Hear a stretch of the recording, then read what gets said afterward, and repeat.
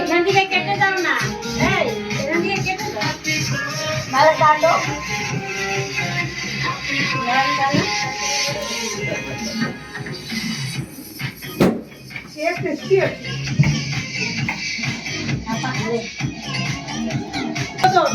কেকটা কেটে তো সবাইকে দিয়ে দিল হলো।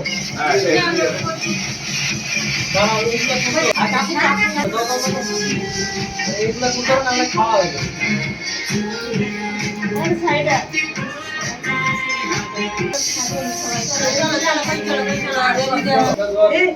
দাদুকে